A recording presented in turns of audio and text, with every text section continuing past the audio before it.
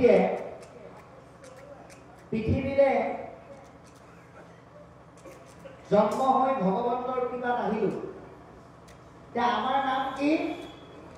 আমি জীৱশ্ৰেষ্ঠ মানুহ হিচাপে আহিলো। যে জীৱশ্ৰেষ্ঠ মানুহ হিচাপে আমি এই পৃথিৱীলৈ অহাৰ লগে লগে ভগৱন্তই আমাৰ এই সংসাৰ নামৰ ব্যৱস্থাটো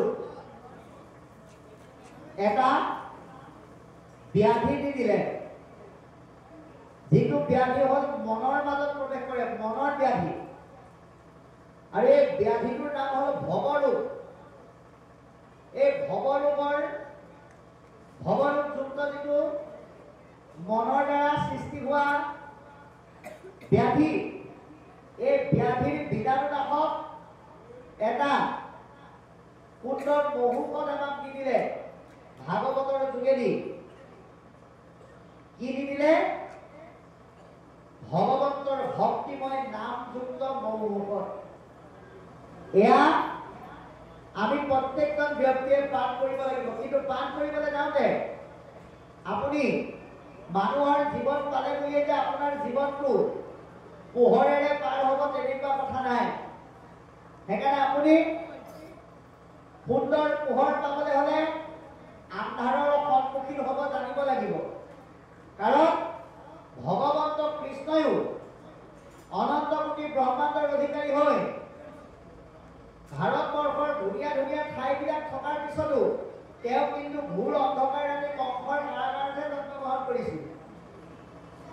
গতিকে আমিও ভক্তিময় যোগেৰে আমাৰ সংসাৰ আগবঢ়াবলৈ হ'লে মায়াৰ অন্ধকাৰৰ আমি সন্মুখীন হ'বই লাগিব। অন্ধকাৰটো বেয়া বুলি ভাবি যদি তাৰ সন্মুখীন হ'বলৈ আমি যদি কষ্ট পাওঁ, আমি যদি সেই আন্ধাৰ সন্মুখীন হ'বলৈ যাওঁতে যদি আমি নিজক হেৰুৱাই পেলাওঁ, তেতিয়াহ'লে আমি আমাৰ জীৱন সফল কৰিব নোৱাৰিম। মায়াৰূপী আন্ধাৰ আৰু কলিৰূপী মলিনতাই আমাক চাৰিওফালৰ পৰা বেৰি আছে। ইয়াৰ পৰা ৰক্ষা পাবৰ কাৰণে আমি এটা কথা উপলব্ধি কৰিব লাগিব, আমি কোন? আমি কোন? আমি চব মৰিবলৈ যোৱা সংসাৰৰ যাত্ৰী। আমি প্ৰত্যেকে কিন্তু মৰিবলৈ গৈ আছো। এতিয়া ভাগৱতে তেতিয়াহ'লে মৰিবলৈ যোৱা মানুহবিলাকক কি কৰিব? গতিটো পৰিৱৰ্তন কৰি দিব। আমি মৰিবলৈ যোৱা যাত্ৰী হিচাপে আমাৰ জীৱনৰ গতি পৰিৱৰ্তন কৰি দিব ভাগৱতে। কেনেকৈ? মৰা মানুহে তৰণলৈ গতি কৰিব।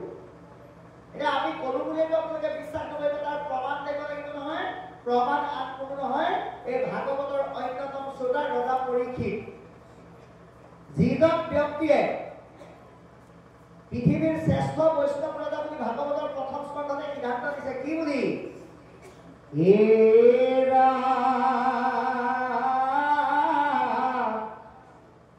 ভীত যেন খাতে পৃথিৱীৰ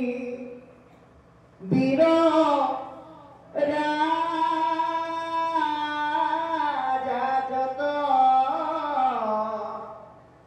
কৃষ্ণৰ ভকত এন্তে মহা ভাগৱত।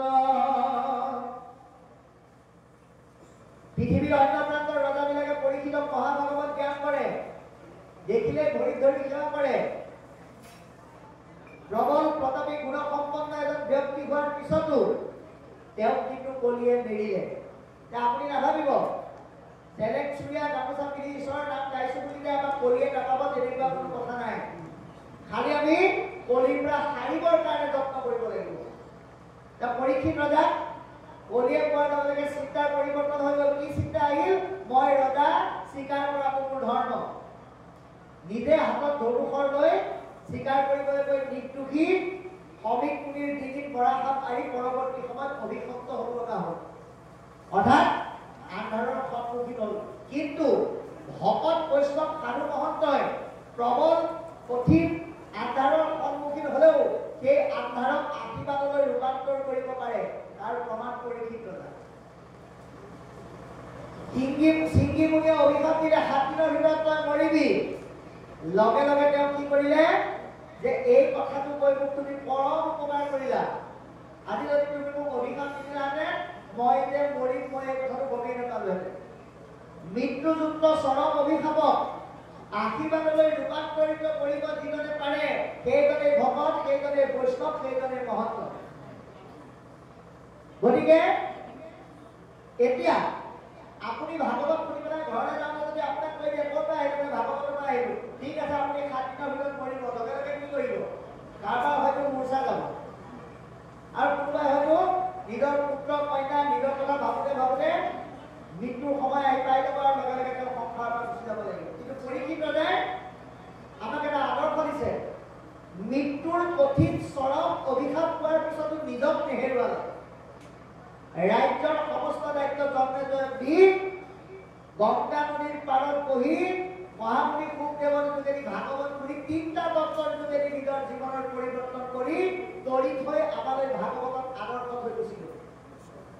এতিয়া ডাঙৰ কথাটো হ'ল এইটোৱেই যে পৰীক্ষিত ৰজাই যদি গংগা নদীৰ পাৰত বহি 7 দিন ভাগৱত শুনি শুকদেৱৰ যোগেদি 3টা তত্ত্বৰ যোগেদি এই সংসাৰ মৰণ সংসাৰক তৰণলৈ পৰিৱৰ্তন কৰিব পাৰে, তেতিয়াহ'লে আমি বিশ্বনাথ চাৰিআলিৰ পৰা আহি এই শিৱসাগৰৰ আপোনালোকৰ এই পবিত্ৰ নামঘৰস্থলীত আপোনালোকৰ দৰে ভকতৰ সান্নিধ্যত আমি তৰিব নোৱাৰিম কিয়? এই প্ৰশ্ন আগত ৰাখি আমি প্ৰত্যেকে ভাগৱত শুনিব লাগিব। গতিকে পৰীক্ষিতে 3টা তত্ত্বৰ যোগেদি তৰিলে। 1 কি পালে? অসত্যৰ বিপৰীতে সত্যৰ সন্ধান পালে। আমি ভাগৱতৰ যোগেদিও সত্যৰ সন্ধান কৰিব লাগিব। সত্য মানে কি? তুমিহে বল সংসাৰ হবে মায়া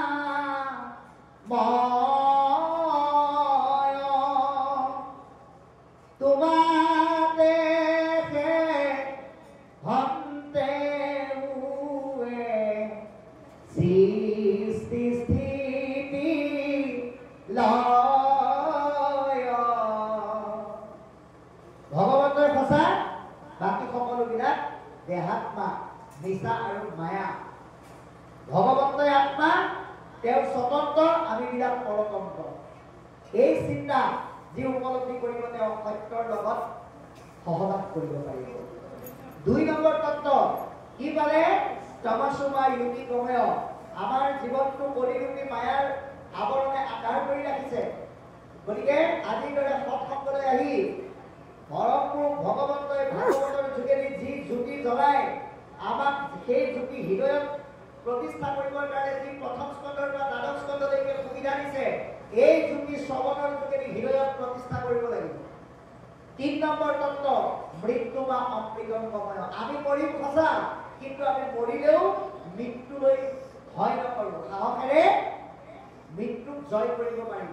এই চিন্তা ভাগৱতৰ যোগেদি যি উপলব্ধি কৰিব, তেওঁ সংসাৰত আৰু ভয় খাব লগা নাথাকে। যাৰ কাৰণে এতিয়া পদবন্ধে কৈছে যে পৃথিৱীত ভুল নকৰা মানুহ কোনো নাই, কিন্তু ভুল কৰিলে বুলিয়ে ভুলত পতিত হৈ নাযাব। ভুলৰ পৰা উদ্ধাৰ হ'বৰ কাৰণে কোনটো ভাল বস্তু ল'ব লাগে তাক আমি উপলব্ধি কৰিব লাগিব। তাৰ প্ৰমাণ আমি কোনে দিলে?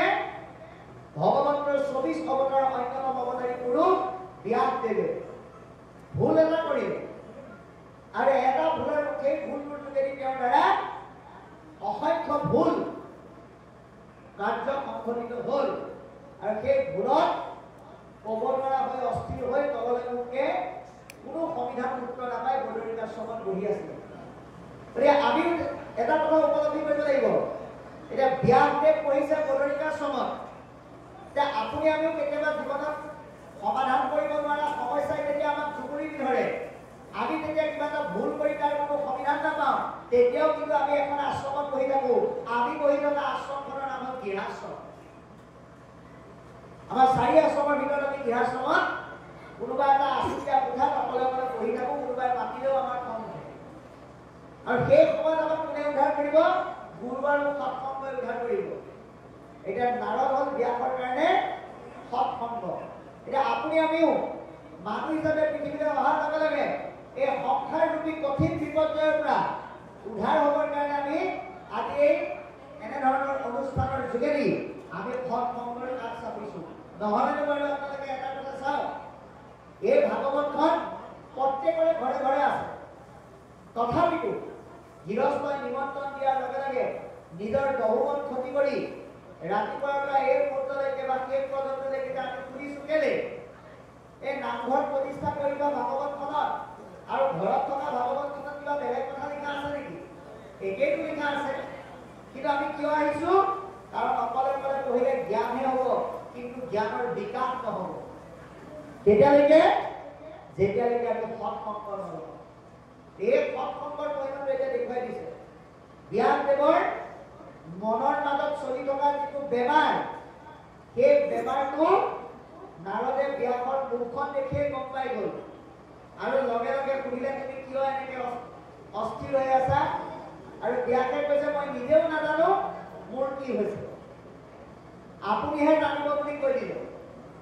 সতী সবতাৰ অৱতাৰী পুৰুষ হৈও গুৰুক মহিমামণ্ডিত কৰিবৰ কাৰণে, গুৰুক মান্যতা কৰিবৰ কাৰণে ইমান সুন্দৰ ব্যৱস্থাৰে ব্যাসদেৱে আমাক এই তত্ত্বটো দেখুৱাবলৈ যত্ন কৰিছে।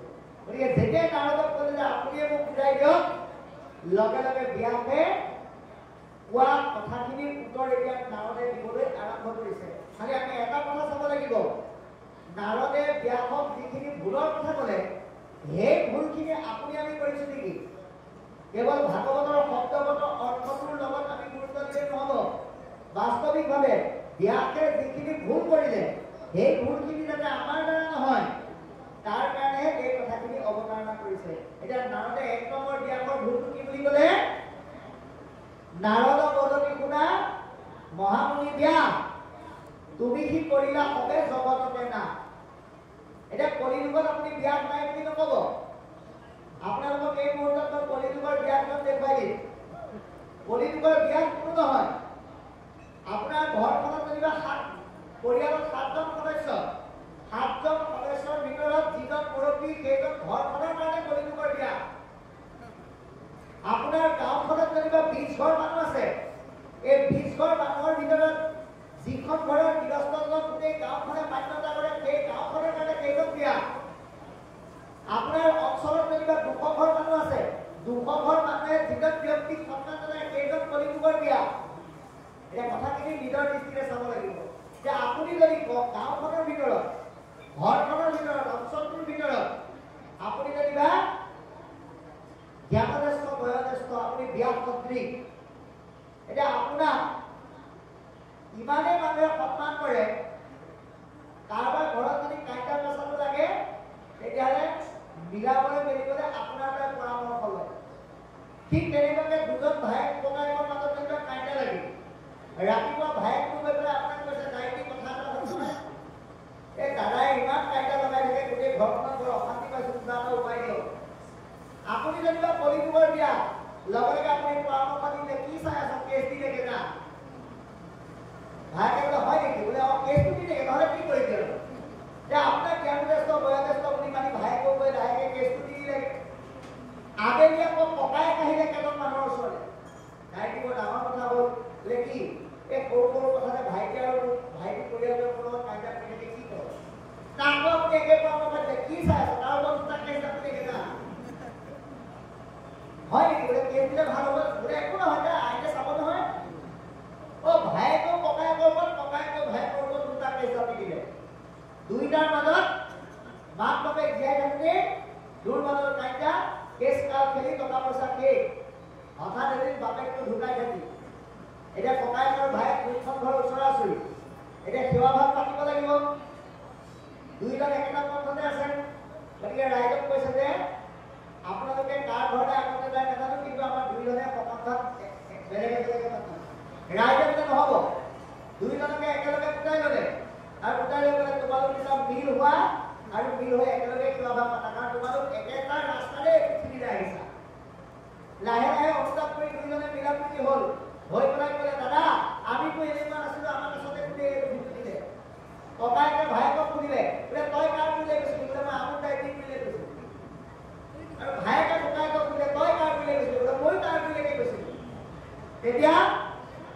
ব্যক্তিজনক দুইজনে দুখ জাপি দিলে তুমি আমাৰ ভাই ককাই মাজত যি বিচ্ছেদৰ বীজটো পিছি পেলাই আমাৰ সম্প্ৰীতিক তুমি বিভেদ কৰিলা, তাৰ কাৰণে তুমি কিন্তু ফল ভুগিবই লাগিব। গতিকে সেই ফলটো কিন্তু আপুনিও ভুগিব লাগিব। আপুনি ভাবিলে যাৰ কি হয় হওক, মোৰ ব্যক্তি ঘৰত তুমি সিহঁতৰ মাজত আপুনি মিলাপ্ৰীতিৰ এনা দৈডাল ছিগি পেলাইছিল, কিন্তু আপোনাক ওপৰৰ পৰা নেদেখা এজনে চাই আছে। সেইজনৰ ওচৰত আপুনি কেতিয়াও সাৰি যাব নোৱাৰিব। গতিকে আনক সৰ্বনাশী পথলৈ ঠেলিলে নিজে নিজে ধ্বংস হয়। ব্যাস দেৱ তাৰ প্ৰমাণ। দুই নম্বৰ ব্যাসে কি ভুল কৰিলে চাব। নিৰন্তৰে পশুৰ নোৱাৰিলা তুমি প্ৰাণ। ভাগৱতে কৈছে নাহি মন্দ কৰ্ম আউৰ ইহাৰ সমান। এতিয়া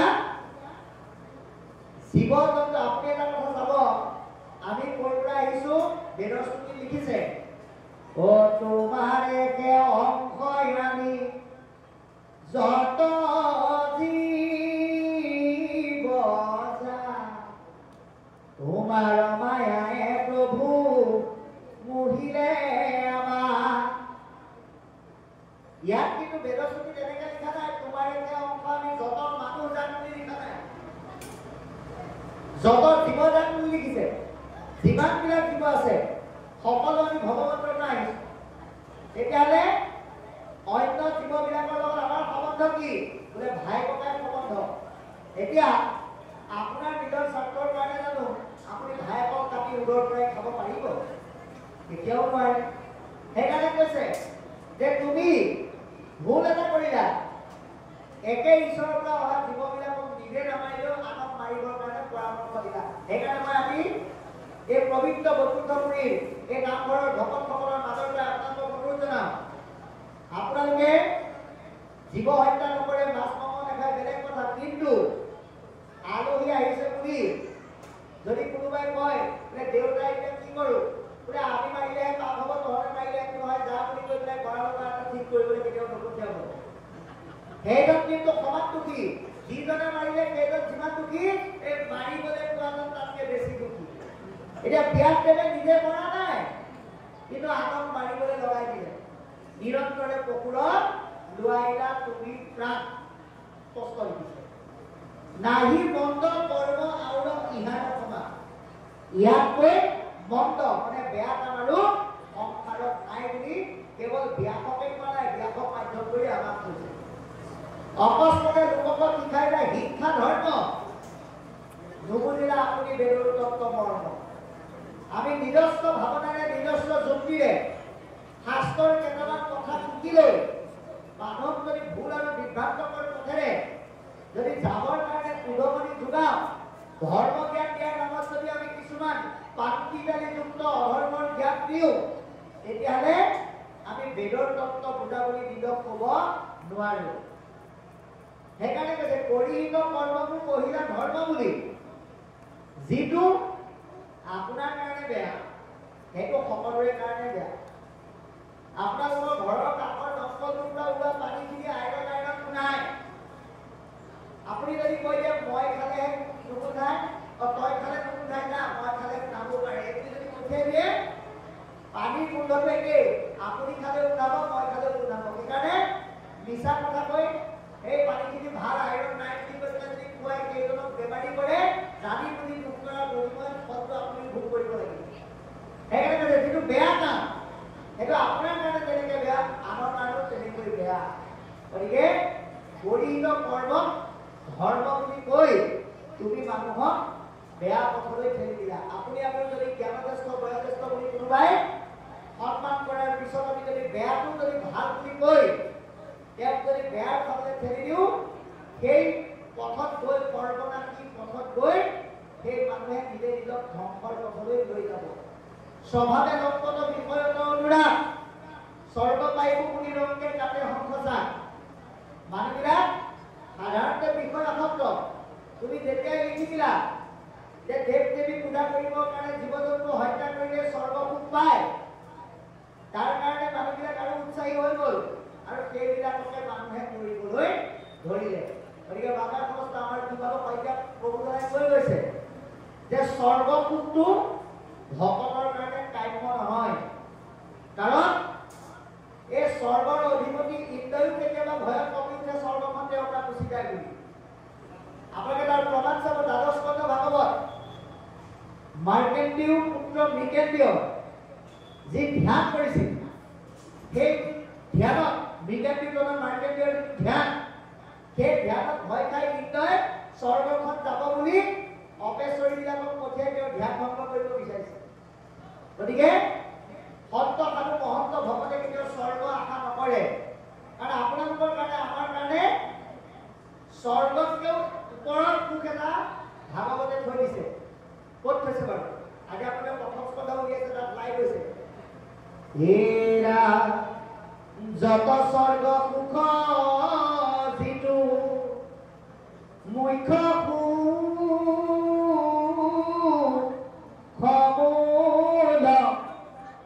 ভকতৰ শংকৰ অল্প কোনোহি তোলা। স্বৰ্গ সুখকে আদি কৰি যিমানবিলাক সুখ আছে সেইবিলাক সুখ, আৰু আজি এই ৰাতিপুৱাৰ পৰা এই মুহূৰ্তলৈকে আপোনালোকে পোৱা যিটো ভকতীয়া সুখ, এই সুখ কেতিয়াও আন সুখৰ লগত তুলনা নহয়। সেইকাৰণে জনাজনে, সাধুজনে, মহন্তজনে, ভকতজনে কেতিয়াও স্বৰ্গ সুখ নিবিচাৰে। কোনে বিচাৰে? যে সংসাৰ ঈশ্বৰ বিমুখী পথৰ যোগেদি সংসাৰৰ তাপত আবদ্ধ তেওঁলোকে স্বৰ্গ সুখ বিচাৰি হিংসা ধৰ্ম আচৰণ কৰি জীৱ-জন্তু হত্যা কৰি ঈশ্বৰ বিমুখী কৰ্মৰ যোগেদি নিজৰ জীৱনটো অতিবাহিত কৰে।